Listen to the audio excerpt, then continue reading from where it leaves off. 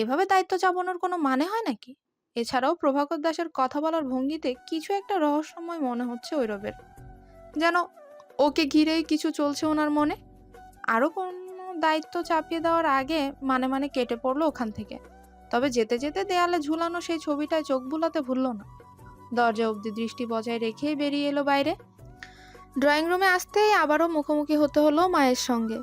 ঐরব চোখ ফিরিয়ে চলে যেতে চাইলে গম্ভীর গলায় ডাক দিল অলকা। হাত ধরে টেনে নিয়ে গেল গেস্ট রুমের দিকে। সেখানে মাহির, তমা আর পায়েলকে দেখে ফিরে গেল খেয়ালের রুমের দিকে। ঐরব যদি আসে কথা বলতে, সেই আশাতে খেয়ালই বের করে দিয়েছে মাহির, তমাদের। অলকা খেয়ালের রুমে গিয়ে দেখলো শুধু খেয়াল ছাড়া আর কেউ নেই। রুমে ঢুকেই খেয়ালকে বলল দরজাটা লাগিয়ে দিতে। খেয়াল হতবাক হয়ে গেছে ঐরব আর অলকাকে এভাবে একসাথে আসতে দেখে। ভেবেছিল ঐরব একা আসবে, এসে হয়তো বলবে তোমার কোনো চিন্তা করতে হবে না, আমি সমস্ত প্ল্যান করে নিয়েছি, সব সামলে নিব। কিন্তু হলোটা কি? কাকিয়া আরো ঐরবকে টানতে টানতে নিয়ে এলো। লোকটাও কেমন চোরের মতো মুখ করে আছে। খেয়াল দরজা লাগিয়ে অলকার কাছে এসে দাঁড়ালো। অলকা ঐরবকে বিছানায় বসিয়ে বলল, শার্ট খোল। চমকে উঠল ঐরব। খেয়াল আরো 2 দফা বেশি চমকালো। ঐরব অসহায় অবলা মুখভঙ্গি করে বলল, শার্ট খুলতে হবে না মা, হাতটা ভাঁজ করে উপরে উঠালেই হবে। বলেই হাতাটা গুটিয়ে উপরে উঠিয়ে নিল। অলকা আর খেয়ালের নজর এলো কোনোই থেকে সামান্য উপরে সাদা ব্যান্ডেজের করা হাতে। তাতে সামান্য রক্তও লেগে আছে। কেঁপে উঠল দুজনেই। অলকার চোখ ঘোলা হলো ঠিকই, কিন্তু ফুপিয়ে কেঁদে উঠল না। আর না কিছু বলল, চুপচাপ নিজেই শার্টের হাতাটা নামিয়ে দিল। চলে যাওয়ার আগে শুধু বলল সকালের কোনো ওষুধ আছে কিনা। ওরব একটা ওষুধের নাম বলতেই চলে গেল ফ্ল্যাটে ওষুধ আনতে। খেয়াল এতক্ষণ হতভম্ব হয়ে দাঁড়িয়েছিল। অলকা চলে যেতেই পাশে বসলো ঐরবের। কাপা গলায় বলল,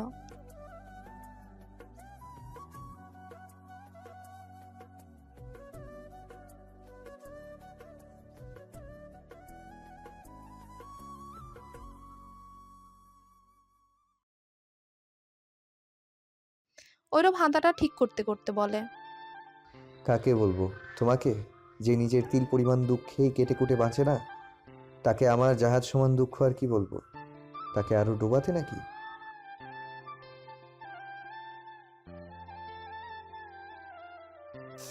না, আমি পারবো না। ভালো লাগলে শোনো, না লাগলে শোনো না। বাপ বেটি মিলে পাগল করে দেবে। শেষ কথাটা ধীরেই বলল ঐরব। তবে কিঞ্চিত শুনে নিয়েছে খেয়াল। পাগল করে দিবে কথাটুকু শুনেছে শুধু, তাই চুপ করে গেল। আর কিছু বলল না। উঠে বারান্দায় চলে গেল। এর মাঝে অলকা এলো ওষুধ নিয়ে। ঐরবকে খাইয়ে দিয়ে বলল খারাপ লাগলে বাসায় গিয়ে রেস্ট নিতে। ছেলের বাড়ি থেকে লোক এলে ডেকে দেবে কাউকে দিয়ে। ঐরব গেল না, বসে রইল। খেয়ালের মামির ডাকে চলে গেল অলকা। রুমে বসে রইল ঐরব। বারান্দায় রইল খেয়াল। আমার ফোনটা গতকাল হারিয়ে ফেলেছিলাম, তাই ফোন করা হয়নি। খেয়াল কিছু পিছু ফিরে দেখতে পেল ঐরব বারান্দার দরজায় হেলান দিয়ে দাঁড়িয়ে আছে। খেয়াল আগ্রহ নিয়েই বলল, ঐরব মনে মনে বলল, এই মেয়ে সবসময় এক লাইন বেশি কেন বুঝে? মনের কথা মনে রেখে মুখে বলল, তোমার বাবা ডেকে পাঠিয়েছিলেন কিছু জরুরি কথা বলবেন বলে। এই পর্যায়ে মুখটা ছোট হয়ে এলো খেয়ালের। ঐরব মুখের উপর বলল, না। খেয়াল আবার পিছু ফিরে দাঁড়ালো। ঐরবও এসে দাঁড়ালো। সামনের দিকে চেয়ে বলল, বলেছেন পাত্রের সাথে কথা বলে তার স্বভাব চরিত্র আর মন মানসিকতা বুঝতে। শুধু তাই নয়, পাত্রের পরিবারকেও অ্যাটেন্ড করতে বলেছেন।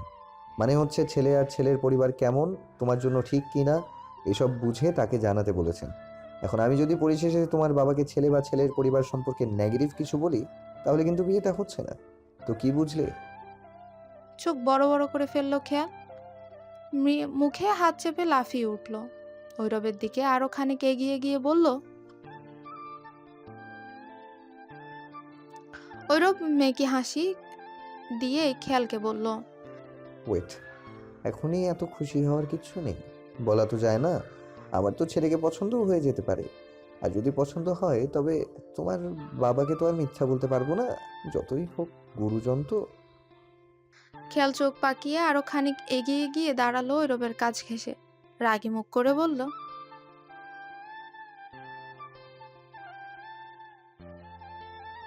আরে আজব, মিথ্যে বলা মহাপাপ, জানো না? ঘুষ আসছে কোথা থেকে?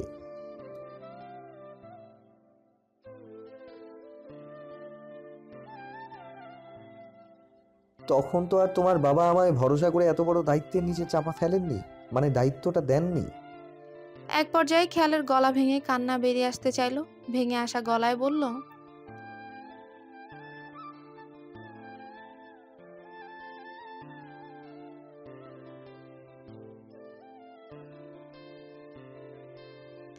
খেয়ালের অবস্থা দেখে ঐরব হেসে ফেলল। হাসতে হাসতেই বলল, কুল কুল, এত ঘাবড়ানোর কিছু নেই। যাদের ধরা বাঁধা বয়ফ্রেন্ড থাকে তারাও এমন ঘাবড়াবে বলে মনে হয় না। তোমার তো বয়ফ্রেন্ড দূরে থাক, পছন্দের কেউই নেই, তুমি কেন ঘাবড়াচ্ছ? শোনো, হেল্প করবো যখন বলেছি, নিরাশ তোমায় করবো না, বিয়ে তোমার আটকাবই, কিন্তু আমার দুটো শর্ত আছে। খেয়াল এবার হেসে দিল। মিষ্টি করে হেসে উত্তেজিত গলায় বলল, আগে কথা দিতে হবে শর্ত মানবে তুমি।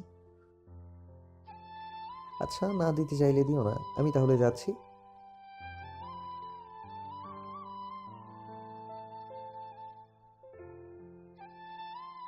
প্রথম শর্ত হচ্ছে, আমি তোমাকে যখনই কোনো প্রশ্ন করব তোমাকে জবাব দিতে হবে, না এড়িয়ে যেতে পারবে আর না মিথ্যে বলতে পারবে, স্ট্রেইট আনসার চাই।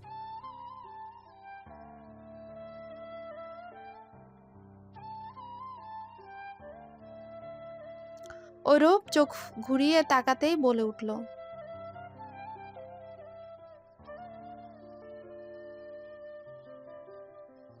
ওটা তোলা থাক, পরে বলবো।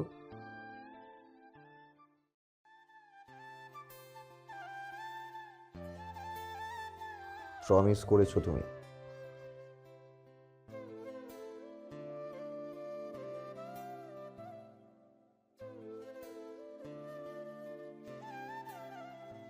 এবার ঐরবের রাগ চড়ে বসলো মাথায়। চোখ মুখ শক্ত করে দাঁতে দাঁত চেপে এক নাগাড়ে বলতে লাগলো, আমাকে তোমার এমন চিপ মেন্টালিটির মনে হয়? কি চাইবো তোমার কাছে? কি এমন আছে তোমার? ওই তো হাড়ের ওপর চামড়া বিছানো চেহারা আর মগজবিহীন মুন্ডু, না আছে গায়ে না আছে মাথায়, সবটাই গড়ের মাঠ। এতে আবার চাওয়ার কি আছে? তোমার সঙ্গে প্রেম করতে চাইবো? খেয়ালকে ঝাড়ি মারা শেষ হতেই চলে যেতে নিল ঐরব। শার্টের হাতা টেনে ধরে থামানোর চেষ্টা করলো খেয়াল। গতকালের ঘটনা পুনরায় ঘটে গেল। আবারও ব্যান্ডেজে টান পড়লো শার্টের সাথে। সেলাই বারবার আঘাত লাগাতেই চোখ মুখ খিচে দেয়ালের সঙ্গে লেপ্টে দাঁড়িয়ে গেল ঐরব। তা দেখে ছিটকে সরে দাঁড়ালো খেয়াল। বুঝলো কালকের মতো আজকেও একইভাবে আঘাত করেছে ঐরবকে।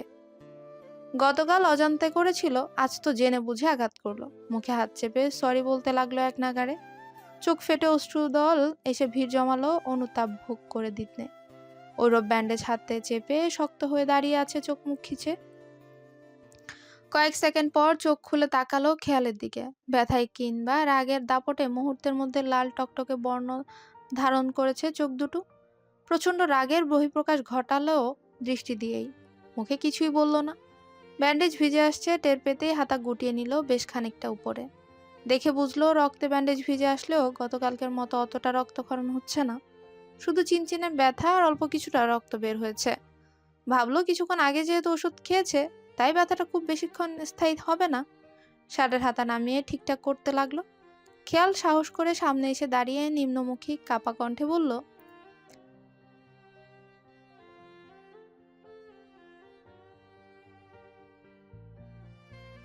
ঐরব অগ্নিদৃষ্টিতে এক পলক তাকাতেই খেয়াল মুখ বন্ধ হয়ে গেল। ঐরব বারান্দা ছাড়লো দ্রুত পায়ে। খেয়ালও পিছু পিছু গেল আটকাতে। দুজনেই রুমে গিয়ে থমকে দাঁড়ালো। বিছানায় আরাম কায়দায় জোর আসন করে বসে আছে তমা, চোখে মুখে বিভ্রান্তি। বিছানার পাশেই দাঁড়িয়ে আছে দীপক, ওর চোখের মুখের অবস্থাও একই। তমা দাঁড়িয়ে কথা শুনতে শুনতে হাঁপিয়ে উঠেছিল, তাই আরাম করে বসে গেছে। দীপক ধৈর্য ধরে দাঁড়িয়েই আছে। ঐরব কয়েক সেকেন্ড থমকে দাঁড়িয়ে আবারও ছুটলো রুমের দিকে, রুমের বাইরে। খেয়াল তাকিয়ে দেখলো এবার, আর পিছু নিল না। দীপককে বলল,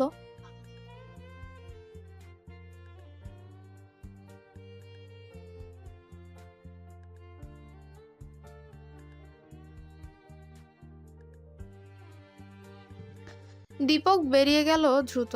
এদিকে ঐরব ড্রয়িং রুমে এসে সম্মুখীন হয়েছে প্রভাকর দাসের। ভেবেছিল এক্ষুনি চলে যাবে, কিন্তু প্রভাকর দাস আটকে দিলেন, বসিয়ে রাখলেন নিজের সাথে। ঐরবের গরম মাথা আরো বেশি গরম হয়ে গেল প্রভাকর দাসের জোরাজুরিতে। দাঁতে দাঁত চেপে বসে রইল সোফায়। এর মধ্যে দীপক এসে প্রভাকর দাসের সামনে ফট করে বসে বলল, কিরে, তুই বসে আছিস চুপচাপ? খেয়াল বলল ওর হাত টান লেগে নাকি ব্লিডিং হচ্ছে তোর। দেখি হাতটা। বলেই পাশে বসে পড়ল। রক্তক্ষরণ এখন হচ্ছে না, কিন্তু ব্যান্ডেজটা প্রায় ভিজে এসেছে। প্রভাকর দাস ভ্রু কুঁচকে বললেন, তার মানে গতকাল রাতেও খেয়ার হাতে আঘাত পেয়েছিলে?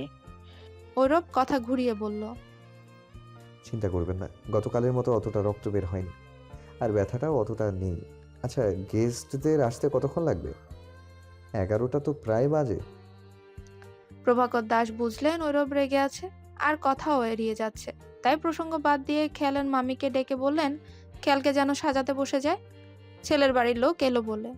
খেয়ালের মামি বলল রান্না করতে বসে গা ঘেমে কাপড় ভিজে গেছে, তাই কাপড় বদলে তারপর সাজাতে বসবে খেয়ালকে, হাতে তো সময় আছেই। তোমার সামনে অনুতাপ নিয়ে বসে আছে খেয়াল। দুবার মানুষটাকে আঘাত করেছে, কাঁচা ক্ষত, তাতে আবার সেলাই পড়েছে 5টা, না জানি কত কত ব্যথা পাচ্ছে তাতে। রক্ত পড়া বন্ধ হলো কিনা তা ভেবেও চিন্তা করছে তোমার। তোমার চেহারায় সে বিভ্রান্তি এখনো বিদ্যমান। খেয়ালের অবস্থা দেখে হুট করে মনের প্রশ্নগুলো সব উগরে দিতে পারছে না। কিছুটা সময় পার হলে খেয়ালকে বলল, তুই বিয়ে করতে চাস না? তা পিসিমণি পিসেমশাইকে বলেছিস? কেন বিয়ে করতে চাস না? কাউকে পছন্দ করিস?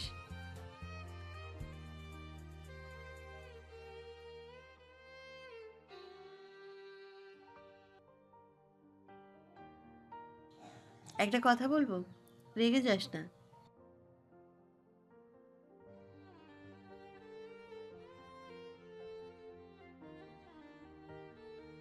তমা নিজের কথা গিলে নিল, ভাবলো পরে বলবে। খেয়াল তোমাকে চুপ করিয়ে দিল নিরিবিলি থাকতে, অথচ কিছুক্ষণ পর নিজেই নিজে বলতে লাগলো,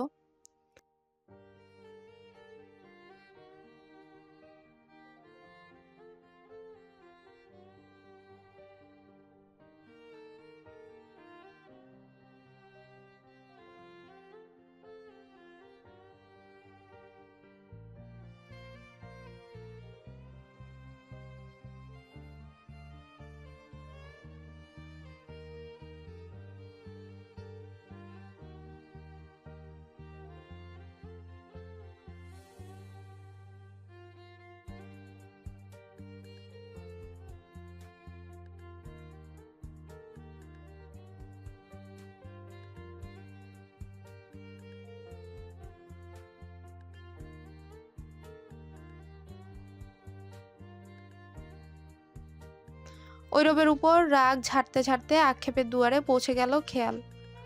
কথা শুরু করেছিল ঐরবের উপর ক্ষোভ প্রকাশ করে, সেই কথা রীতি টানলো আক্ষেপ আর উদ্বেগ নিয়ে। মিশ্র অনুভূতির বশে কি উল্টাপাল্টা বলে গেল তা নিজেও জানে না। তমা ভ্রু কুচকে তাকিয়ে আছে খেয়ালের দিকে, কিছু একটা ঘুরপাক খাচ্ছে মনে। গতকাল রাতে বারান্দায় ঐরবের ঝাড়ি খেয়ে রুমে চলে আসার কিছুক্ষণ পর খেয়ালের মুখে সবটাই শুনেছে। দুজনের দেখা হওয়া প্রথম দিন থেকে এই পর্যন্ত সব ঘটনা, তার সাথে নিজ চোখে যেটুকু দেখেছে আর শুনেছে তা মিলিয়ে ফলাফল বলছে অন্য কিছু।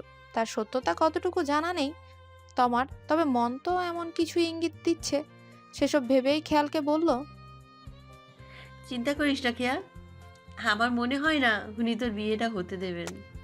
খেয়াল খানিকটা বিরক্ত নিয়ে বলল,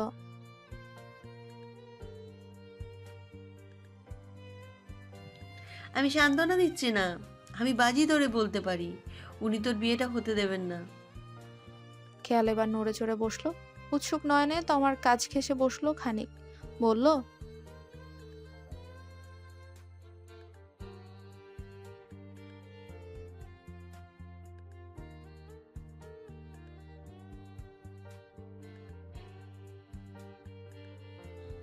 উনি তোকে পছন্দ করে খেয়া, তুই বুঝিস না?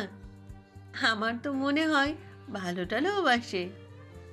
নিজের ভালোবাসার বিয়ে কি আর নিজে ঠিক করে দেবে অন্য ছেলের সঙ্গে? উনি জীবনেও হতে দেবেন না তোর বিয়ে, দেখে নিস তুই। খেয়াল হাসতে হাসতে গড়াগড়ি খেতে লাগলো তোমার কথায়। দম ফাটা হাসির দমকে টলে টলে পড়ে যাওয়ার অবস্থা। কোনো মতে হাসি থামিয়ে বলল,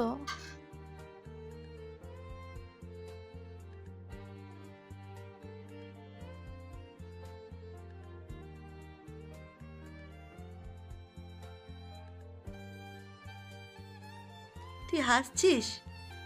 আমার তো মনে হয় তুইও ছেলেটার প্রতি দুর্বল। আচ্ছা, তোকে না হয় সাইডে রাখলাম, আর ঔরবদা, তুই বাজি ধর আমার সঙ্গে, ধরবি?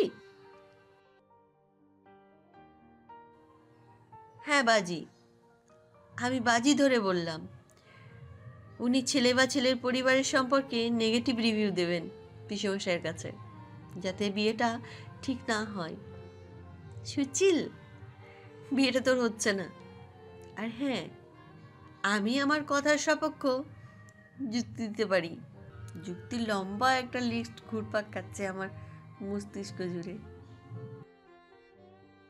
তার আগে বল, তুই এত কিছু করার পরেও যদি উনি পিসেমশাইয়ের কাছে বিয়ে ভাঙতে বলেন, তাহলে মেনে নিবি তো যে আমি যা বলছি তা সত্যি?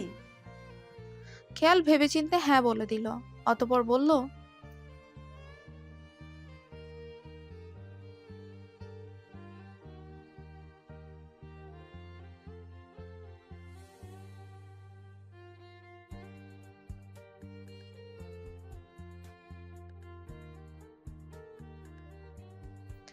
কথার মাঝে খেয়ালের মামি নীলিমা রুমে এলো। খেয়ার হাতে ম্যাচিং ব্লাউজ আর পেটিকোট দিয়ে বলল,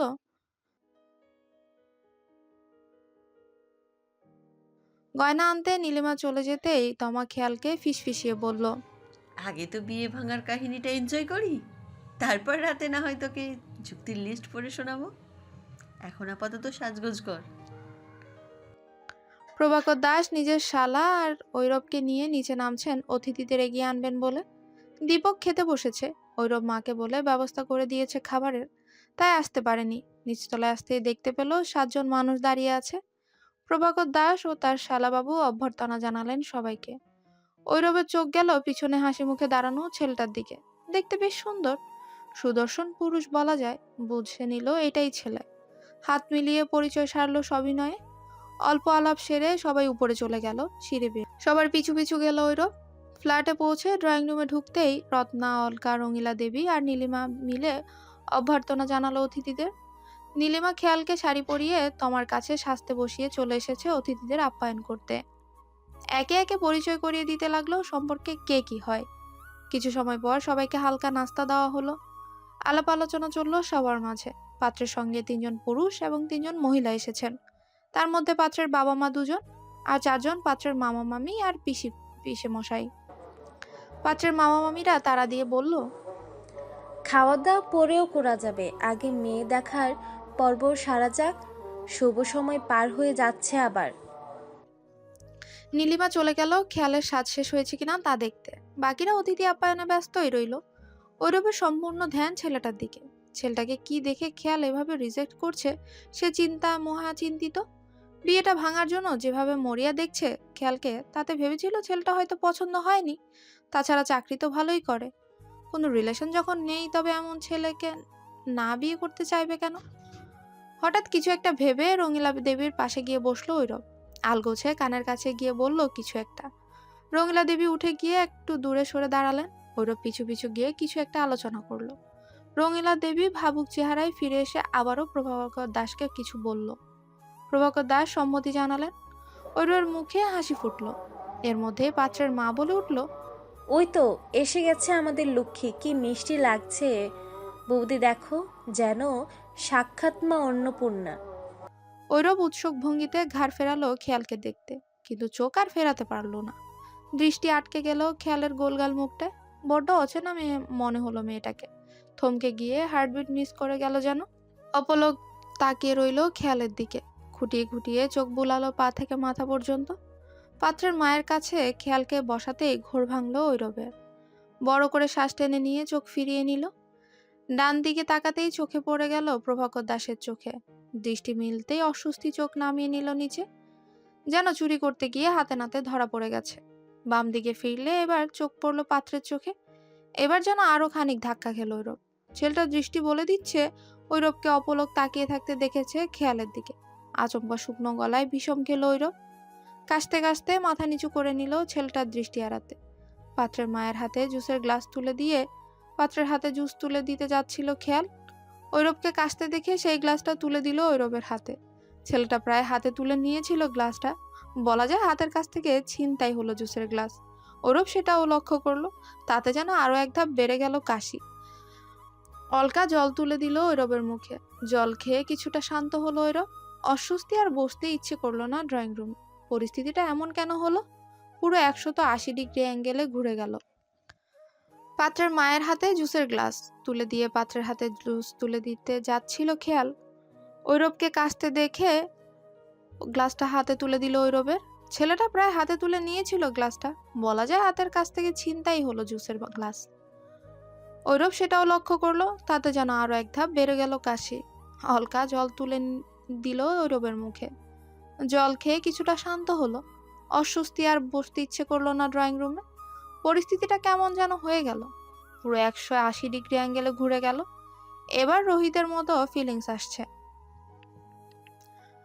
রোহিত যেমন মেয়েদের মাঝে থাকলে অক্সিজেনের অভাব বোধ করে, এবার নিজেরও মনে হচ্ছে ড্রয়িং রুমে এত মানুষের ভিড়ে অক্সিজেন সাপ্লাই ঠিকমতো হচ্ছে না। একটু খোলা হাওয়ার প্রয়োজন। সবার সামনে একটু আসছি বলে তৎক্ষণাৎ উঠে দাঁড়ালো। দ্রুত পায়ে ড্রয়িং রুম ছেড়ে খেয়ালের রুমের দিকে যেতে লাগলো। বারান্দার হাওয়া গায়ে মাখতে। ড্রয়িং রুম পেরোতেই পর্দার আড়ালে থাকা মাহির আর তমার সম্মুখীন হলো আচমকা। দুজনেই 2 পর্দা ধরে দাঁড়িয়ে আছে। তবে ঐরবকে দেখে যেভাবে চোরের মতো দৃষ্টি লুকানোর কথা, তেমনটা ঘটল না। দুজনেই এমন দৃষ্টি ফেলে তাকালো ঐরবের দিকে, যেন ওরাই চোর ধরেছে হাতে নাতে। ঐরব পাশ কাটিয়ে চলে গেল। মনে মনে গোষ্ঠী উদ্ধার করলো পুরো পরিবারের। সবার চোখ কি আজও ওর উপরেই খেয়ে পড়ে চেয়ে আছে নাকি? ঐরব চলে যেতেই তমা মাহিরকে বলল, দেখলি কিভাবে তাকিয়েছিল খেয়ালের দিকে? খেয়াকে আজ পরীর মতো লাগছে। যে কেউ দেখলে তাকিয়ে থাকবে। বাদ দে, ওই গাধাটার দিকে তাকা। ওটা তো চেয়ে আছে বেশরমের মতো। জীবনে কি শাড়ি পরা সুন্দর মেয়ে দেখেনি নাকি? মায়েরকে এতক্ষণ খেয়াল আর ঐরবের কথাই বলছিল তমা।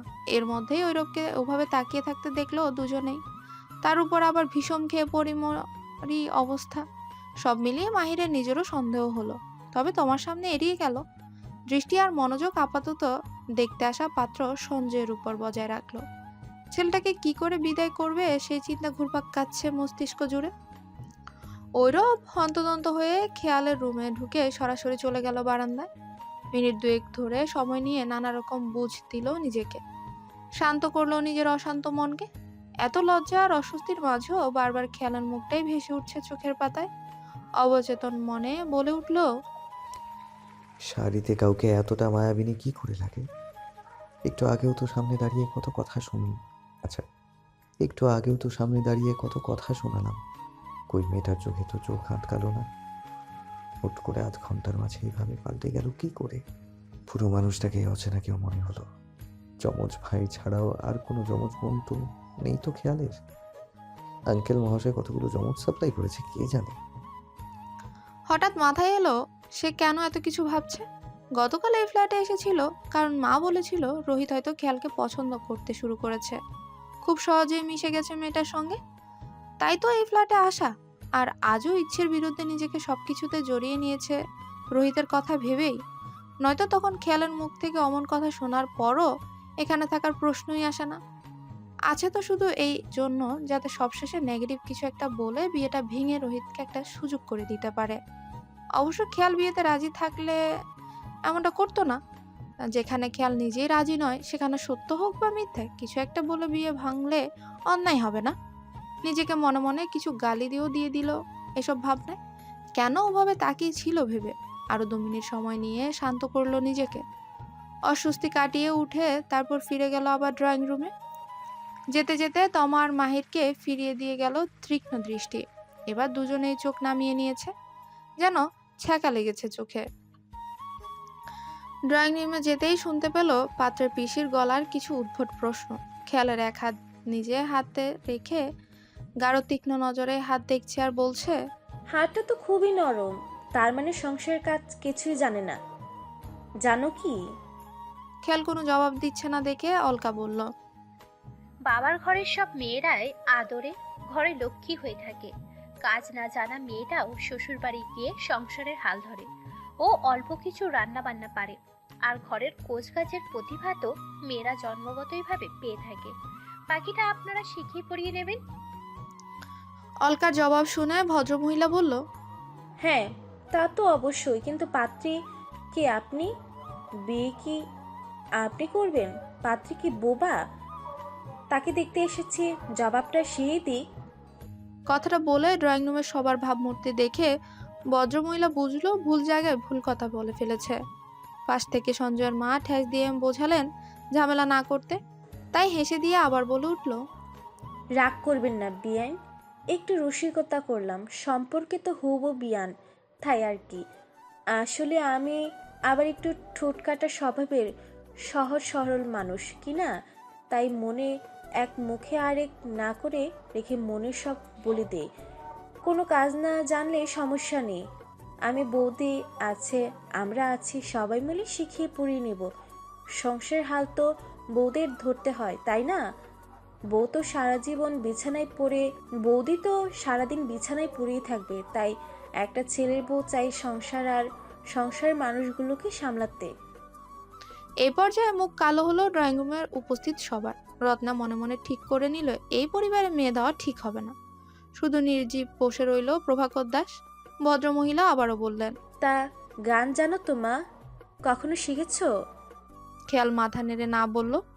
ভদ্রমহিলা আবার বলল, কেন, ইচ্ছে করেনি নাকি গলা ভালো না? আমার মেয়ে তো ছোট থেকে গানের স্কুলে গান শিখে, হাতের কাজও জানে। কি সুন্দর নিজের জামায় নিজে রেশমি সুতা দিয়ে ডিজাইন করে সেলাই করে।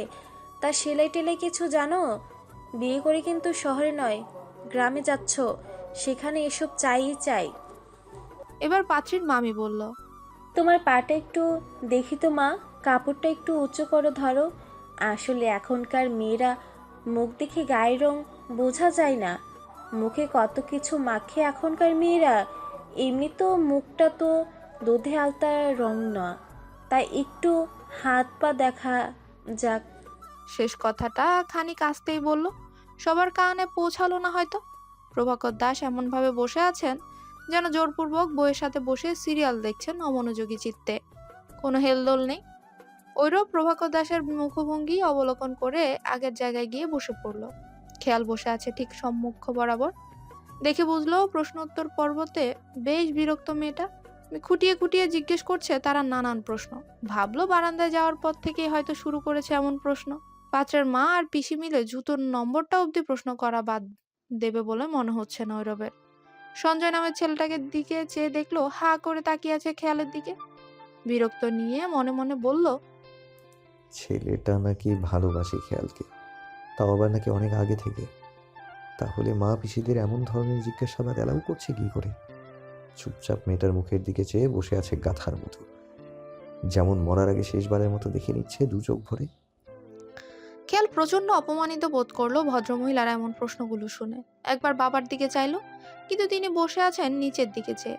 মন চেয়েছিল চোখে দৃষ্টি দিয়ে অভিযোগের প্রাহার ধসিয়ে দিতে, কিন্তু বাবা তার নির্জীব হয়ে বসে আছে। হতাশার শ্বাস ফেলে কয়েক সেকেন্ড সময় পর শাড়ির কুচি উঁচু করে পা বের করলো। এই প্রথম এভাবে কোনো পরিবারের সামনে বসেছে গায়ে শাড়ি জড়িয়ে, মাথায় ঘোমটা টেনে। ভালো কোনো আকাঙ্ক্ষা না থাকলেও এমন কোনো পরিস্থিতির আকাঙ্ক্ষা ছিল না।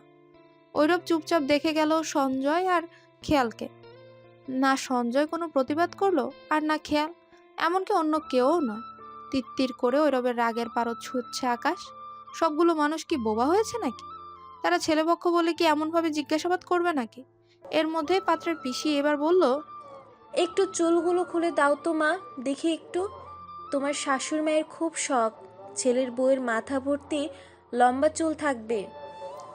খেয়ালের চুলগুলো দুপাশ থেকে অল্প কিছু চুল নিয়ে পেঁচিয়ে ক্লিপ দিয়ে আটকানো, তবে বাঁধা নয়, খোলাই আছে। দেখে বোঝাই যাচ্ছে চুলগুলো কোমর অবধি, তবুও খুলতে বলা হচ্ছে। এবার আর চুপ থাকতে পারলো না ঐরব। ছেলের মা পিসিদের উদ্দেশ্য করে বলল, আপনারা তো অনেক জিজ্ঞাসাবাদ করলেন, এবার আমি কিছু কথা বলি মেয়ে পক্ষের হয়ে।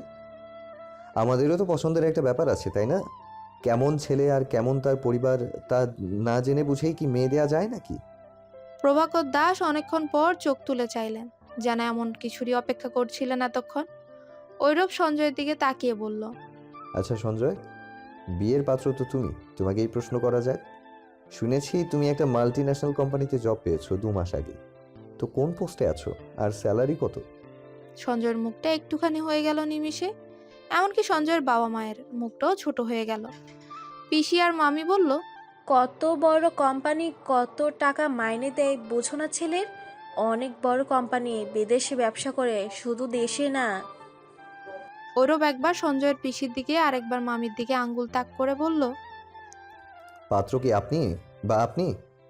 বিয়ে কি আপনারা করবেন মা কাকিরা? যে বিয়ে করে বউ পালবে জবাবটা সেই দিক।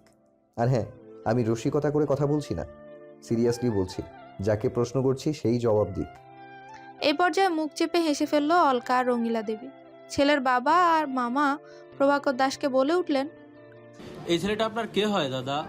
অল্প বয়স্ক ছেলে, ও কি বোঝে এসবের? কিছু বলার থাকলে আপনি বলুন, বা মেয়ের মা হিসেবে রত্ন দিদি বলুক। এই চ্যাংড়া ছেলেটা কেন বলবে? প্রভাকর দাস প্রসন্ন চিত্তে এক কথায় উত্তর দিয়ে দিলেন। এই ছেলে আমার মেয়ের গার্জিয়ান। ব্যাস, আর কিছু বললেন না। জবাব শুনে ভদ্রলোকও আর কিছু বললেন না। যদিও মনে নোংরা কিছু প্রশ্ন উকি দিল, কিন্তু পরিস্থিতি অনুযায়ী তা বলা সম্ভব নয়, তাই চুপ করে গেলেন। ওই রবিবার সঞ্জয়কে বলল, তো যা বলছিলাম, বলো তাহলে কোন পোস্টে আছো আর স্যালারি কত? এমনিতে অবশ্য এভাবে সর্বসম্মুখে এসব প্রশ্ন করা ঠিক নয়, কিন্তু মেয়ে দেখতে এসে পাত্র হিসেবে তো জবাব দিতেই হবে।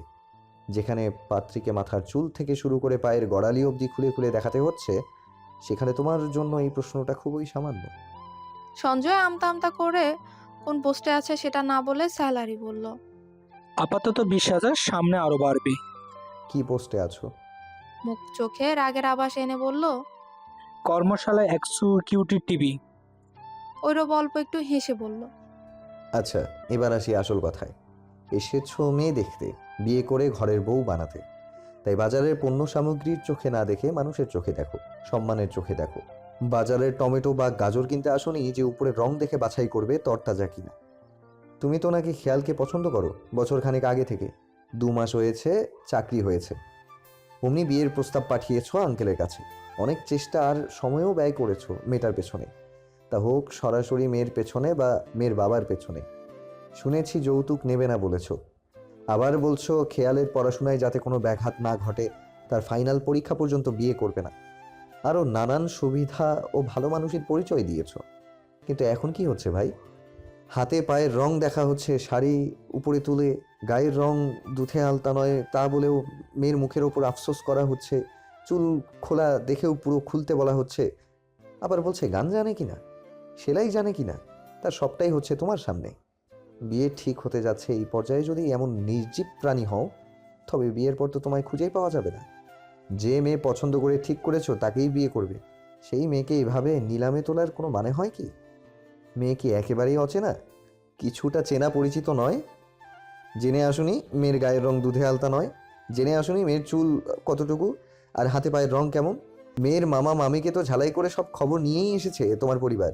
শোনোনি মেয়ে গান শিখছে কিনা কিংবা সেলাই জানে কিনা? সব কিছু জানার পরেও এমন বিহেভিয়ার মানা যায়? আর মুখে তো একজনেরও মধু নেই, একটু মধু মুখে কথা বললে শক্ত কথাও নরম মনে হয়। সঞ্জয়ের বাবা মা মামা আর পিসেমশাই তেড়ে ফুড়ে তর্কযুদ্ধ শুরু করলেন। তাদের নাকি বাসায় এনে অপমান করা হচ্ছে। সঞ্জয় থামানোর চেষ্টা করলো তিনজনকেই থামাতে থামাতে বাকি তিনজনও তর্কাতর্কি শুরু করলেন। তবে তারা একাই তর্ক করে যাচ্ছে, তাদের কোনো জবাব দিচ্ছে না কেউ। অলকা খেয়ালকে সঙ্গ করে নিয়ে চলে গেল রুমে। মায়ের এগিয়ে গেল ড্রয়িং রুমে। মায়েরকে আসতে দেখে রত্ন ইশারায় চুপ থাকতে বলল। অলকা খেয়ালকে রুমে রেখে তমাকে বলল পাশে বসে থাকতে। তারপর ফিরে গেল ড্রয়িং রুমের অবস্থা দেখতে।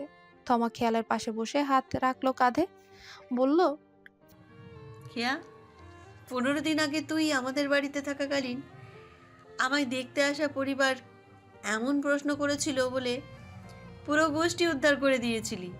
এমনকি পাত্রের সামনে দাঁড়িয়ে আঙুল উঁচিয়ে শাসিয়েও দিয়েছিলি, ঠিক যেমন ঔরবদা করলো তোর জন্য। তুই সেদিন আমার জন্য করেছিলি। সেই মেয়েটাই তুই তো, তুই সেই মেয়েটাই তো। আজ নিজের বেলায় কেন চুপ ছিলিস কিয়া? ওই দিনের মতো মুখের ওপর তাগড়া জবাব কেন দিলি না? খেয়াল জবাব দিল না তৎক্ষণাৎ। তমাও আর প্রশ্ন করে উঠতে পারলো না। লাল টুকটুকে শাড়ি ধরে রাখা আঁচল ছেড়ে দিয়ে বিছানায় বসে পড়ল খেয়াল। অতঃপর ক্লান্তিকর এক শ্বাস ফেলে বলল,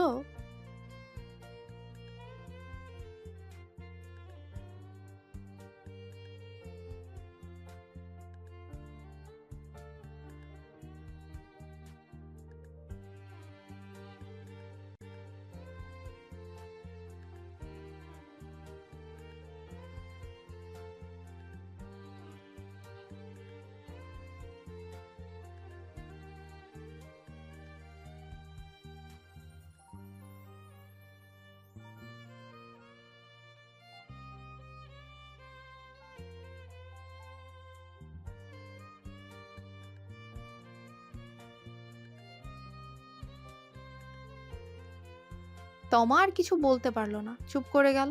ড্রয়িং রুমের পরিবেশ এখন বেশ শান্ত। কিছু সময় তর্ক বিতর্ক করে লাফালাফি করে শান্ত হয়ে গেছে ছেলেপক্ষের সবাই। সঞ্জয় বলে দিয়েছে বিয়ে করতে হলে খেয়ালকেই করবে, অন্য কথা নয়। আড়ালে নিয়ে আরো কিছু আলোচনা করেছে সবার সঙ্গে, কি বলেছে জানা নেই। ব্যাস, শান্ত হয়ে গেছে পুরো পরিবার। যদিও মনের ভেতর বিষ ফুটছে টকবগিয়ে, কিন্তু মুখে আপাতত মধু ঢেলে ক্ষমা চেয়ে নিয়েছে প্রভাকর দাসের কাছে। এটা সেটা বলে পরিস্থিতি বাগিয়ে নিয়ে স্বাভাবিক করার চেষ্টা করছে। সঞ্জয় বলে দিয়েছে বিয়ে করতে হলে খেয়ালকেই করবে, অন্যথায় নয়। সবাইকে আড়ালে নিয়ে আরো কিছু আলোচনা করেছে সবার সঙ্গে, কি বলেছে জানা নেই। ব্যাস, শান্ত হয়ে গেছে পুরো পরিবার। যদিও মনের মধ্যে বিষ ফুটেছে টকবগিয়ে, কিন্তু মুখে আপাতত মধু ঢেলে ক্ষমা চেয়ে নিয়েছে প্রভাকর দাসের কাছে। এটা সেটা বলে পরিস্থিতি বাগিয়ে নিয়ে স্বাভাবিক করার চেষ্টা করছে। ঐরব চুপচাপ বসে দেখছে সবগুলো গিরগিটির মতো রং বদলানো। প্রভাকর দাসও চুপচাপ শুনে যাচ্ছেন সবার কথা, এখনো কোনো জবাব দেননি। ভদ্রমহিলা তিনজন ভাব জমানোর চেষ্টা আছে রত্না, নীলিমা আর রঙিলা দেবীর সঙ্গে। অলকার সাথে কথা বলে সুবিধা মনে না হয় আরো কাছে ঘেঁষেনি। কিছুক্ষণ পর প্রভাকর দাস থামালেন পাত্রের বাবা আর মামাকে। ভরাট গম্ভীর কণ্ঠে বললেন, আপনাদের আমার মেয়েকে পছন্দ হয়েছে, কিন্তু আমাদের আপনার ছেলেকে আর আপনাদের পছন্দ হয়নি, তাই বিয়েটা হচ্ছে না। মনে কিছু নেবেন না, আপনারা এবার আসুন। প্রভাকর দাসের কথা শেষ হতেই দেরি হলেও ছেলেপক্ষের সবার আবার রং বদলাতে সময় লাগলো না। এই যে একটু আগে মিনমিনিয়ে মিশের চেষ্টা করছিল নানান ছুতো আর প্রশংসায়, এবার আবার গর্জে উঠল। কিছু সময় পূর্বের ন্যায় নোংরা মন্তব্য ছুড়ে দিল। এবার আর ছাড় দিল না কেউ। সবাই মিলে প্রতিবাদ করতে লাগলো সঞ্জয়ের পরিবারের সদস্যদের নোংরা কথার। এমনকি মাহিরও বাদ গেল না। পারে না তো রুম থেকে খেলার ব্যাট নিয়ে চলে আসে মারামারি করতে। সঞ্জয় শেষমেশ নিজের খোলস ছেড়ে বেরিয়ে এসে বিতর্কে যুক্ত হলো। ঐরব আর দীপককে অল্প কথায় বের করে দিল পুরো পরিবারকে, নয়তো বিষয়টা বাড়াবাড়ি পর্যায়ে চলে যাবে। বিকেল প্রায় যায় বলে যাওয়ার পথে। সন্ধে এবার নামলো বলে গোধূলির রঙিন সাজে নববধূর ন্যায় সেজেছে আকাশ। খেয়াল ছাদে বসে আকাশের রূপ দেখছে অলকার সঙ্গে। সাথে আছে তমা, পায়েল আর মাহির। অলকা তেল দিয়ে দিচ্ছে খেয়ালের মাথায়, তমা আর পায়েলকেও দিয়ে দিয়েছে।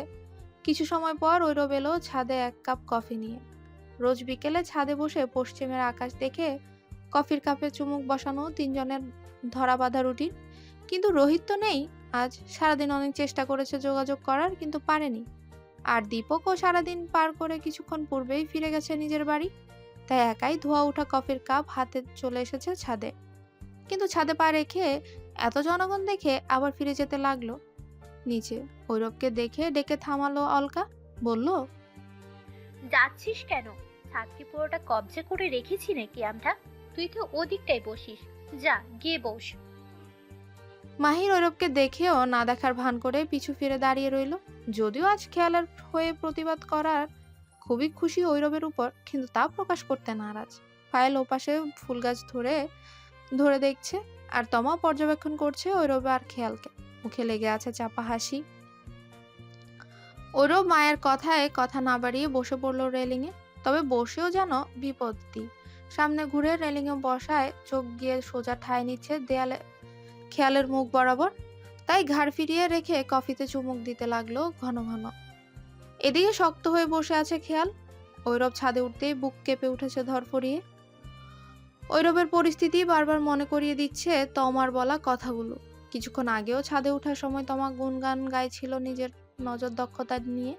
সে যে খেয়ালকে পছন্দ করার বিষয়ে ঐরবকে নিয়ে ঠিক বলেছে, তা আজ ড্রয়িং রুমের ঘটনা থেকে শতভাগ নিশ্চয়তা দিয়েছে খেয়ালকে আজ বারংবার।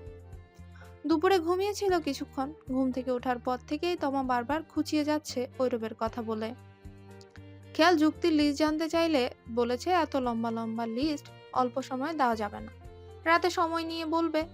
এখন ঐরবকে ছাদে দেখে, তাও আবার সরাসরি সামনে বরাবর, বুকের ভেতর কেমন যেন অস্থির অস্থির লাগছে। প্রথম দেখা হওয়া থেকে শুরু করে আজ পর্যন্ত ঘটে যাওয়া প্রতিটা ঘটনা ভেসে উঠছে চোখের সামনে। লজ্জা লাগছে ভীষণ। মনে হচ্ছে চোখের পাতায় ভারী কিছু আটকে গিয়ে নুয়ে পড়েছে নিচে, উপরে উঠছেই না। নিজের মনোযোগ ঘোরাতে অলকাকে বলল, অলকা আলতো হাতে তেল মালিশ করতে করতে খেয়ালকে বলল, কি গল্প শুনতে চাস বল। অলকা কিছু মজার ঘটনা বলতে লাগলো নিজের ছোটবেলা। খেয়াল চেয়েও যেন পারছে না অলকার কথায় মনোযোগ দিতে। বারংবার লঙ্ঘন হচ্ছে দৃষ্টি সীমানা। চোখের দুরন্ত দৃষ্টি ঠাঁই নিচ্ছে সামনে দাঁড়ানো পুরুষটির দিকে। যতটা দূরত্ব হচ্ছে দৃষ্টি তার দ্বিগুণ অধিক দুরন্ত স্বভাবের হয়ে যাচ্ছে হৃদয়। আর না পেরে চট করে উঠে দাঁড়ালো খেয়াল। এক ঝটকায় উঠে দাঁড়িয়ে ছুট লাগালো সিঁড়ির গায়ে, ক্রুদ্ধ পায়ে হেঁটে। এদিকে হতবাক সবাই, কেউ বুঝে উঠল না কি হলো হঠাৎ মেয়েটার। সবাই কিঞ্চিত ধারণা করলো সকালের ঘটনা হয়তো এখনো মনের আঙিনায় ছাড়েনি। ওসব ভেবেই হয়তো মন খারাপ করে চলে গেল। ঐরবও তাই ভাবলো। মনে করলো মেয়েটা হয়তো সকালের ঘটনায় লজ্জা পেয়েছে, হয়তো অপমান বোধ করছে এখনো। সব ভেবে ঐরবের মনটাও খারাপ হয়ে গেল। ভাবলো রোহিত থাকলে মেয়েটার মন ভালো করতে পারতো। দুজনের বন্ডিং তো বেশ ভালো। তবে মস্তিষ্কের চিন্তা ভাবনার মাঝে মনের ভেতর কেউ যেন বলল, যাই, মেয়েটার মন ভালো করে আসি। কিন্তু শুনলো না মনের কথা। মনোনিবেশ করলো গোধূলি রঙের প্রচ্ছদ মোড়ানো এক টুকরো আকাশে। মস্তিষ্ক আবারও বলল, ও মেয়ের মন ভালো করার লোকের অভাব নেই। খেয়াল দৌড়ে চলে এসে দরজা খোলা পেয়ে ও আস্তে ধীরে ভেতরে ঢুকলো। বাবা বাড়িতেই আছে, ছোটাছুটি দেখলে চিন্তা করবে, তাই পা টিপে টিপে নিজের রুমের দিকে যেতে লাগলো। ড্রয়িং রুম পার করবে এমন সময় বাবা মায়ের কথাবার্তার শব্দ শুনে থমকে দাঁড়ালো। খেয়ালের মনে হলো বাবার মুখে ঐরবের নামটা শুনলো এই মাত্র। কৌতূহল বশত এগিয়ে গেল বাবার রুমের দিকে। দরজার কাছাকাছি দাঁড়াতেই শুনলো বাবা বলছে, তোমার কি মনে হয় আমি ভুলভাল বলছি? রত্না বিভ্রান্তি নিয়ে জবাব দিল, আমার বিশ্বাস হচ্ছে না। আমারও প্রথম প্রথম বিশ্বাস হচ্ছিল না রত্না, সময় কিছুটা লেগেছে, কিন্তু এখন নিশ্চিত আর খুশিও। কিন্তু ঔরব যে খেয়াকে পছন্দ করে এটা তুমি জানলে কি করে? রত্না বিভ্রান্তি নিয়ে জবাব দিল। প্রভাকর দাস মস্করা করে বললেন, মেয়ে আর হবু জামাই কি ভাবে প্রেম করেছে সেসব জানতে চাইছো রত্না? ছি। আজ তো রসিকতা করে করে কথা নড়াচড়া করছো, কি ব্যাপার বলো তো? তোমার মতো গম্ভীর মানুষ আজ এত রসিয়ে আলাপ করছে, বিষয়টা মহা আশ্চর্য। কারণ আজ তোমার গম্ভীর বড় ভীষণ খুশি, শতভাগ নিশ্চয়তা পেয়ে গেছে যে। থাক বাপু, তোমার কিছুই জানতে হবে না, বুঝেছি আমি। তুমি পরিষ্কার করে কিছুই বলবে না, শুধু খেয়ালি করবে আমায় জ্বালাতন করতে। খেয়াল দুহাতে মুখ চেপে গোল গোল চোখে চেয়ে আছে সম্মুখ বরাবর। তবে দৃষ্টি যেন ঠিকানাবিহীন। লজ্জায় আড়ষ্টতা ঘিরে ধরেছে, সাথে আছে নাম না জানা অস্বস্তির অনুভূতি। বাবা মায়ের কথোপকথনে লজ্জায় মাটির নিচে ঢুকে যেতে ইচ্ছে করছে তার। ভাবলো তাই বুঝি বাবা পছন্দের ছেলে আছে কিনা জিজ্ঞেস করেছিল বারবার, কিন্তু বাবা জানলো কিভাবে, যেখানে ওর নিজেরই সবটা অজানা। রেগে মেগে রত্না বিছানা ছেড়ে নেমে যেতে লাগলো। প্রভাত দাস আটকালেন না। তা দেখে রত্না আর নামলো না। মুখটাকে ছোট করে বলল, পুরো কথা সহজ করে খুলে বললে কি হয়? প্রভাকর দাস হাত বাড়িয়ে দিলেন, অর্থাৎ হাত টিপে দাও। রত্না স্বামীর হাতখানা তুলে নিয়ে যত্ন করে টিপে দিতে লাগলো। প্রভাকর দাস আরামে চোখ বন্ধ করে রেখে বলল, সপ্তাহখানিক আগে রাতের বেলায় বারান্দায় গিয়ে অরবকে দুটো চিঠি ছুঁড়ে মারতে দেখেছি, মানে প্রেম পড়তো, বুঝলে গিন্নি? এ পর্যায়ে রত্না কতটা অবাক হলো তা বোঝা গেল না, কিন্তু খেয়ালের যেন হুঁশ উড়ে গেছে। ধৈর্য ধরে দাঁড়িয়ে থাকার কথা ভুলে গিয়ে ছুটে গেল নিজের রুমে। এক ছুটে বারান্দায় গিয়ে মাথা বের করে নিচে তাকালো চিঠির খোঁজ করতে। এখান দিয়েই তো ফেলেছিল কাগজ দুটো, কিন্তু হদিস পাওয়া গেল না কোনো। পাবে কি করে? নিচে তো অপরিষ্কার একটা জায়গা, অল্প কিছু শুকনো আবর্জনা আর ছোট ছোট গাছগাছালি দিয়ে ভরপুর। এভাবে খুঁজে পাওয়া তো প্রায় অসম্ভব। হতাশ হয়ে বসে পড়ল মেঝেতে। ভাবলো সেদিন রাতের কথা। সেদিন তো এখানটাতেই রেলিংয়ে হাত রেখে ঘুমিয়ে পড়েছিল। ঘুম ভেঙেছিল আচমকা চোখে মুখে কিছু একটার উপস্থিতি টের পেয়ে। চোখ খুলেই দেখতে পেয়েছিল সামনের বারান্দায় এক হাতে ঝাড়ু আর আরেক হাতে ঘর মোছার স্টিক হাতে দাঁড়িয়েছিল ঐরব। আচমকা ঘুম ভেঙে যাওয়ায় ঝুঁকে কিছু একটা বলে ফেলেছিল, চেতে গিয়ে ঝাড়ু ছুঁড়ে মেরেছিল মানুষটা। এটুকু ভেবেই হেসে ফেলল খেয়াল। তারপর মনে করার চেষ্টা করলো কি বলেছিল যেন। হ্যাঁ, মনে পড়েছে। জিজ্ঞেস করেছিল ঘুমের সুযোগ নিয়ে কি করেছে ওর সঙ্গে। এটুকু ভেবে আর একটু হাসলো। তার উপর তো দৌড়ে বারান্দা ছেড়ে দিয়েছিল ঐরবের দৌড়ানিতে। সকালে বারান্দায় দুটো মোড়ানো কাগজ দেখতে পেয়ে অদরকারি ভেবে ফেলে দিয়েছিল রেলিং দিয়ে, আর ঝাড়ুটা তুলে রেখেছিল আলমারির কোণায়। মোড়ানো কাগজ দুটো অবশ্য রাতে চোখে পড়েছিল, কিন্তু ভেবে দেখার সুযোগ ছিল না। এখন বড্ড জানতে ইচ্ছে করছে কি ছিল কাগজের ভাঁজে, কেন যে ফেলতে গেল। একবার নিচে গিয়ে খোঁজ করলে পাওয়া যেতে পারে, হয়তো সামনের দিকেই পড়েছে। এদিকে প্রভাকর দাস আর রত্নার আলোচনা এখনো জোয়ারি। স্বামীর মুখে চিঠির কথা শুনে বিস্ময়ে চুপ করেছিল কতক্ষণ। বিস্ময় কাটিয়ে উঠতে না উঠতে উনি আবারও বললেন, শুধু তাই নয়, সেদিনের পর 2-3 দিন খেয়ার কলেজের সামনেও দেখেছি অরূপকে। খেয়াকে কলেজে পৌঁছে দিয়ে অফিস যেতে যেতে চোখে পড়ে গেছে। তারপর আবার গতকাল রাতে আচমকা খেয়ার বিয়ের কথা শুনে কেমন বারুদ বনে গিয়েছিল দেখছিলে। কড়া চোখে কড়া গলায় কথা বলছিল কেমন করে। আর আজ কিভাবে খেয়াকে আগলে নিল সবার কটু কথা থেকে, দেখোনি? রত্নার অবিশ্বাস্য লাগছে, আবার চিঠির কথা শুনে বিষয়টা ফেলতেও পারছে না। আর যার মুখ থেকে শুনলো কথাগুলো তাকে অবিশ্বাস করার কোনো জায়গাও নেই। মানুষটা পুরোপুরি নিশ্চিত না হয়ে এতদূর এগোতো না। মনে মনে ভাবতে লাগলো ওরূপ ছেলেটা মন্দ না, কিন্তু করে কি ছেলেটা তা তো জানা নেই। কালকেই জিজ্ঞেস করতে হবে অলকাকে। ঐরবের ঠিকুজি কুষ্টি সব জানতে হবে। মাঝে মধ্যে দাওয়াত করে জামাই ভোজ করালে মন্দ হয় না। রত্নার ভাবনার মাঝে প্রভাকর দাস ছোট্ট করে বলেন, নিজের মাঝে থাকতে থাকতেই মেয়েটাকে যদি এমন একটা ছেলের হাতে তুলে দিতে পারে, তাহলেই মরে গিয়েও শান্তি। একটি মিশে কালো হলো রত্নার মুখটা। মনের ভেতর মোচড় দিয়ে উঠলো স্বামীর কথা কানে পৌঁছাতে। ফিরে তাকিয়ে দেখলো মানুষটা দেয়াল জুড়ে থাকা ছেলে মেয়ের স্মৃতির মেলায় চোখ জমিয়েছে। রত্নার ভাবনার মাঝে প্রভাকর দাস ছোট্ট করে বললেন, নিজের মাঝে মাঝে থাকতে থাকতেই মেয়েটাকে যদি এমন একটা ছেলের হাতে তুলে দিতে পারে, তাহলেই মরে গিয়েও শান্তি। এক নিমিষে কালো হলো রত্নার মুখটা। মনের ভেতর মোচড় দিয়ে উঠলো স্বামীর কথা কানে পৌঁছাতেই। ফিরে তাকিয়ে দেখলো মানুষটা দেয়াল জুড়ে থাকা ছেলে মেয়ের স্মৃতির মেলায় চোখ মেলিয়েছে।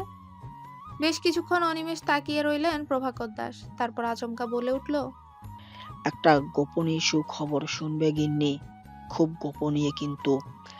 রত্না চমকে ফিরে তাকালো। প্রভাকর দাস রহস্যময় ভঙ্গিতে বললেন, তোমার মেয়ে যে তোমার বান্ধবীর ছেলের সাথে প্রেম করছে, তা কি জানো?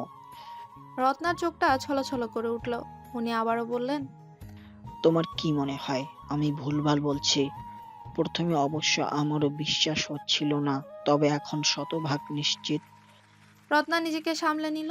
এমন মুখভঙ্গি করলো যেন এই প্রথম শুনলো কথাটা, যেন কিছু সময় পূর্বে এমন কোনো কথা নিয়ে আলোচনা হয়ইনি। ভীষণ আগ্রহী ভঙ্গিতে শুনতে লাগলো স্বামীর কথা। স্বামীকে বুঝতে দিল না যে সে আবারও ভুলে গেছে কিছু। অল্প সময়ের মধ্যে একই কথা পুনরাবৃত্তি করেছে। বললে প্রথমে বিশ্বাস করতে চাইবে না, দু একবার জোর খাটিয়ে না বললে তারপর হার মেনে নিয়ে অগাধ আফসোস করে কষ্টে গা ভাসাবে। তাই নাই বা বুঝুক। রাত নেমেছে চারদিকে। ঝকঝকে সকাল থেকে তকতকে দুপুর, তারপর রঙিন গোধূলি, আর তারপরেই সন্ধে। সারাদিনের সমস্ত সময়ের পর্ব শেষ করে রাত নামক তমসা পর্ব এসে ঠেকেছে সময়চক্র। চাঁদের আবছা আলোয় বারান্দায় বসে আছে খেয়াল। আজ যেন খুশির শেষ নেই তার। আর এই অগাধ খুশির কারণ হচ্ছে বারান্দায় সন্ধ্যার পর এক নতুন অতিথির আগমন ঘটিয়েছে প্রভাকর দাস। রাত 8টার দিকে খুব সুন্দর একটা দোলনা নিয়ে এসেছে খেয়ালের জন্য। তারপর থেকে বারান্দাতেই বসে আছে খেয়াল। এমনিতে খেয়ালকে কিছু দিলে মাহিরের জন্য নিয়ে আসেন প্রভাকর দাস, কিন্তু আজ আনেনি। তাতে মাহিরও কোনো অভিযোগের ঝড় তুলেনি। দুপুরের ঘটনার পর থেকে খেয়ালকে মনে মনে চোখে হারাচ্ছে। যদিও মুখে তা অপ্রকাশ্য। কেমন যেন মনে গেঁথে গেছে খেয়ালের বিয়ে হয়ে যাবে আর চলে যাবে সবাইকে ফেলে। ভাই হিসেবে আপন মনের ভাবনা এখন বোনটাকে পৃথিবীর সমস্ত সুখ এনে দেওয়া। কিরে, ভাত খাবি না খেয়া? দুবার ডেকে গেছি তোকে। তমা বারান্দায় এসে তাড়া দিল খেয়ালকে ভাত খেতে। খেয়াল দোলনায় দোল খেতে খেতে তমাকে বলল, পিসি বকবে না? চলে গেল তমা। খেয়াল দুলতে দুলতে ঐরবের বারান্দায় চোখ গেঁথে রাখলো। তাকিয়ে রইল অনিমেষ, যেন বারান্দা খালি নয়, দাঁড়িয়ে আছে ঐরব। মনে পড়লো সন্ধ্যার কথা। ছাদ থেকে চলে এসে বাবা মায়ের কথোপকথন শোনার পর আধ ঘন্টা থমকে বসেছিল বারান্দায় এসে। চিঠির ভাবনায় ব্যাকুল ছিল মন। তখন আচমকাই পাশের বারান্দায় এসে দাঁড়ায় ঐরব। দেখতেই ধপ করে বসে পড়েছিল মেঝেতে। বুকে হাত দিয়ে বুঝতে পারছিল তরতরিয়ে দেহে বেড়ে উঠছিল হৃদস্পন্দনের গতি। বুকে হাত রেখে মাথা উঁচিয়ে দেখার চেষ্টা করছিল ঐরবকে। কোনো মতে সামান্য কপালারা চোখ বের করে দেখতে পেরেছিল এক প্রেমময় পুরুষ। সেই মুহূর্তে হঠাৎ করে হৃদয় গহীন থেকে কেউ একজন আচমকাই ঘোষণা করেছিল মানুষটাকে প্রেমিক বল। খেয়ালের অবচেতন মন মেনেও নিয়েছিল পুরুষটার প্রেমিক পরিচয়। অপলক তাকিয়ে থাকার সুযোগ হয়নি তখন। ঐরবকে তাকাতে দেখে নিচু হয়ে বসেছিল। পরে পায়ের আওয়াজে যখন বুঝতে পেরেছে চলে গেছে মানুষটা, তখন উঠে বসেছে। চোখের তৃষ্ণা যেন মেটেনি তখন। মন চাইছিল সামনে থেকে আরো একটু দেখতে। খেয়া, খেয়ালের ভাবনার সুতো ছিঁড়ে পড়লো বাবার ভরাট কণ্ঠের উঁচু ডাক শুনে। পিছু ফিরল তৎক্ষণাৎ। বাবাকে দেখে দাঁড়িয়ে পড়লো হুড়মুড়িয়ে। বলতে লাগলো,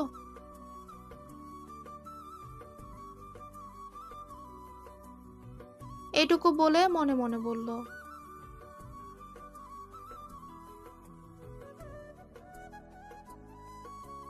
প্রভাকর দাস ভ্রুজোড়া খানিক উঁচু করে নিলেন। সেকেন্ড দুয়েক সময় নিয়ে গলা খাকারি দিয়ে উঠে বললেন, তা বুঝলাম, কিন্তু ছেলেটা সেই কখন থেকে তোমাকে ডাকছে, শুনতে পাচ্ছ না? খেয়াল বেআক্কেল বনে গেল বাবার কথায়। জিজ্ঞেস করলো। প্রভাকর দাস যেন একটু লজ্জাই পেলেন, আবার যেন রাগও হলেন খানিক। মিশ্র এক মুখভঙ্গি করে মেয়েকে ভরাট কণ্ঠে বললেন, এতক্ষণ যেদিকে তাকিয়েছিলে সেদিকে আবার একটু তাকাও, দেখো কাউকে দেখতে পাও কি না। খেয়াল তৎক্ষণাৎ ভেবে দেখলো কথায় যেন তাকিয়েছিল এতক্ষণ। মনে পড়তেই ফিরে তাকালো ঐরবের বারান্দায়। তাকাতেই যেন 1000 ভোল্টের কারেন্ট লাগলো চোখে। হায় হায়, সামনে যে ঐরব, কেমন চোখ মুখ কুঁচকে দাঁড়িয়ে আছে বিরক্তি নিয়ে। ভেতরটা অবশ হতে লাগলো ক্রমশ।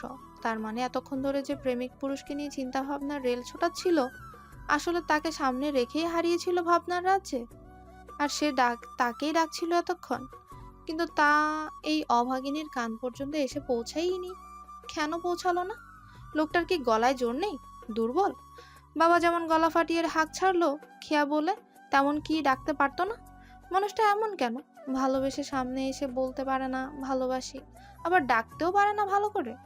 যে মেয়েটাকে ভালোবাসে তার বাবা এসে কিনা গলা মিলিয়ে ডেকে দিয়ে সাহায্য করতে আসে। আবার মনে পড়লো বাবা তো জানে এই ছেলে তার মেয়েকে লাইন মারছে। তার মানে এখন বাবা ভাবছে মেয়ে তার বারান্দায় বসে প্রেম করছে, আর তিনি বাবা হয়ে তা হাতে নাতে ধরে ফেলেছে। ইস, কি লজ্জা, কি লজ্জা। খেয়া, আবার ধ্যান ভাঙলো বাবার ডাকে। বুঝলো এবার আবার ধ্যানে পড়েছিল। দুঃখে গলা ছেড়ে কাঁদতে ইচ্ছে হলো মেঝেতে বসে।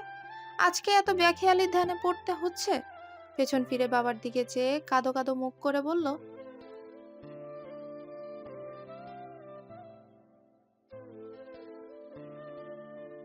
প্রভাকর দাস বুকে হাত দিয়ে বড় করে শ্বাস টানলেন। আস্তে ধীরে শ্বাস ছেড়ে বললেন, ছেলেটা ডাকছিল তোমায়, আমি তোমার রুমের সামনে থেকে শুনতে পাচ্ছিলাম, আর তুমি এখানে দাঁড়িয়েও শুনতে পাওনি ওর ডাক, তাও আবার ছেলেটার দিকে তাকিয়ে থেকেই। খেয়াল কি বলবে ভেবে পেল না, চুপ করেই রইল নত মস্তিষ্কে। প্রভাকর দাস আবারও বললেন, এত রাত করে মাছ মাংস দিয়ে বারান্দায় বসে খেতে মানা করছে তোমার দিদা, ভেতরে এসো, আজ টেবিলে খেয়ে নাও, কাল তো চলে যাবে ওনারা সবাই, তারপর না হয় যত খুশি বারান্দায় বসে খেও, কেউ মানা করবে না। শেষ কথাটাও ঐরবের দিকে তাকিয়ে বললেন প্রভাকর দাস। তারপর চলে গেলেন বারান্দা ছেড়ে। খেয়াল এবার রাগী চোখে তাকালো ঐরবের দিকে। ঐরব এখনো একই ভঙ্গিতেই দাঁড়িয়ে আছে। রাগী দৃষ্টি ছুড়ে হিসিয়ে বলল,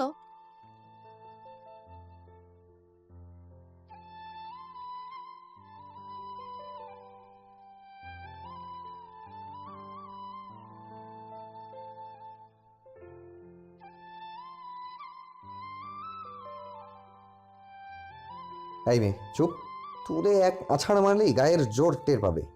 আমি লো প্রেশারের রোগী, 3 বেলা ভাত খাই না? তাহলে তুমি অটিস্টিক?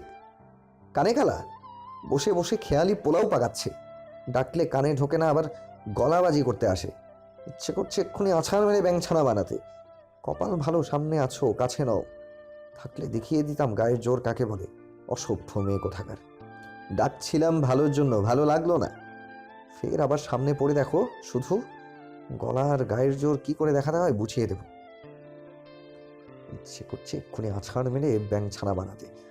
কপাল ভালো সামনে আছো, কাছে নাও, থাকলে দেখিয়ে দিতাম গায়ের জোর কাকে বলে। অসভ্য মেয়ে কোথাকার। ডাকছিলাম ভালোর জন্য, ভালো লাগলো না, ফের আবার সামনে পড়ে দেখো শুধু। গলার গায়ের জোর কি করে দেখাতে হয় বুঝিয়ে দেব। খেয়ালের চোখ ভিজে উঠেছে অভিমানে, ফুপিয়ে শব্দহীন কেঁদে ফেললো ঐরবের সামনে। দোলনা থেকে কুশনটা হাতে নিয়ে ছুঁড়ে মারলো ঐরবের দিকে, তারপর দৌড়ে চলে গেল নিজের রুমে। ঐরব দ্বিতীয় দফার রাগ ছাড়ার সুযোগ পেল না, থম মেরে দাঁড়িয়ে রইল কুশনটা হাতে নিয়ে। কি থেকে কি হলো তা যেন মাথার উপর দিয়ে গেল। কাঁদলো কেন মেয়েটা তা তো বুঝলোই না, আবার কি সাহসের সাহস! কুশনটাও ছুঁড়ে মারলো মুখের উপর, বিড়বিড় করে বলল, বাহ, বলেও জিতবে, কেঁদেও জিতবে, এটাকে শিক্ষা না দিলেই নয়। শালা রোহিতের বাচ্চা নাকি মেয়েদের মধ্যে থাকলে অক্সিজেনের অভাবে মরে। শালা রোহিতের বাচ্চা নাকি মেয়েদের মধ্যে থাকলে অক্সিজেনের অভাবে মরে মরে ভাব, অথচ এই গাধার সাথে মিশেই ওকে অক্সিজেন পেতে হলো। এই নাকাকে সহ্য করে কিভাবে? বেটার ধৈর্য শক্তি আছে বলতে হবে। রোহিতের কথা ভাবতেই মনে পড়লো রোহিতের ফোনে ফোন করবে বলেই তো এসেছিল বারান্দায়, আর এসেই দেখতে পেল পাশের বারান্দা থেকে অদ্ভুত ভঙ্গিতে তাকিয়ে আছে খেয়াল। মিটিমিটি হাসছিল আবার। ওকে দেখে হাসছে কেন তাই জিজ্ঞেস করবে বলে ডেকেছিল খেয়ালকে, কিন্তু হলো কি? এলো বাপ, লাগালো ভেজাল। রেলিংয়ে বসে কল লাগালো রোহিতের নাম্বারে। সেই এক নারী কণ্ঠ ভেসে এলো, ফোনটা এখনো সুইচ অফ। মাথায় এলো কিছু প্রশ্ন আর সন্দেহ। 2 দিন যাবৎ রোহিতের কথা আর কাজের কিচ্ছু অমিল ঘুরপাক খাচ্ছে মস্তিষ্ক জুড়ে। ডাক্তার তো বলেছিল রোহিত আবারও নেশা করতে লাগলে অসুস্থ হয়ে পড়বে। গত 2 মাসে সামনাসামনি একবার ড্রাঙ্ক অবস্থায় দেখেছে রোহিতকে। সেদিন নিজেই তো তুলে নিয়ে এলো রোহিতকে শপিং মল থেকে ড্রাঙ্ক অবস্থায়। ওই দিন তো ডাক্তারও ডাকতে হয়েছিল। ডাক্তার বলেছিল আবার নেশা করলে জ্ঞান ফিরবে না সহজে, শরীর অস্বাভাবিক দুর্বল হয়ে পড়বে, হসপিটালাইজ করতে হতে পারে। কিন্তু 2 দিন আগে যখন না বলে চলে গেল রোহিত, আর ফিরে এসে খুব সহজেই স্বীকার করে নিল নিজেকে নিয়ন্ত্রণ করতে না পেরে নেশা করে নিখোঁজ ছিল, তখন তো ওকে স্বাভাবিক লাগছিল। অসুস্থ বা অস্বাভাবিক তো মনে হয়নি। তাহলে কিছু লুকাচ্ছে কি রোহিত? আবারও কোথায় গিয়ে বসে আছে? কেন গেল? কেমন আছে? এসব চিন্তায় পাগল পাগল লাগছে ঐরবের। কি রে, পিছনে ফিরেই শুয়ে থাকবি খেয়া? খেয়াল জবাব না পেয়ে ওর হাত টেনে পাশ ঘুরিয়ে দিল তমা। কপট রাগ দেখিয়ে বলল, রাতের খাবার খেলি না? বললি খিদে নেই। মাহির এসেছিল, পরে ওর সঙ্গে অল্প কথায় চুলোচুলি বাঁধালি। আমার সঙ্গেও কথা না বলে পাশ ফিরে শুয়ে আছিস। কি সমস্যা তোর? আজ না কত গল্প করার কথা ছিল? কাল তো আমি চলে যাবো খেয়া। শেষ কথাটা কাঁদো কাঁদো মুখে বলল তমা। খেয়াল টুক করে জড়িয়ে ধরলো তমাকে, আস্তে করে বলল,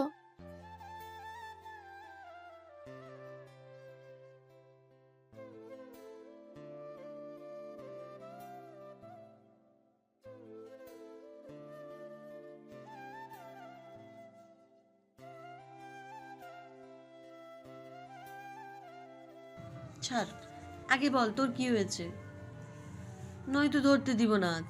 আর তুই যেভাবে হাত পা পেঁচিয়ে পাকড়াও করেছিস, উপরওয়ালাই জানেন ঔরবদার কি হবে। তোকে লাথি মেরে বিছানা থেকে ফেলে না দেয়। তমাকে এক ঝটকায় ছেড়ে দিয়ে উঠে বসলো খেয়াল, হিসিয়ে বলল,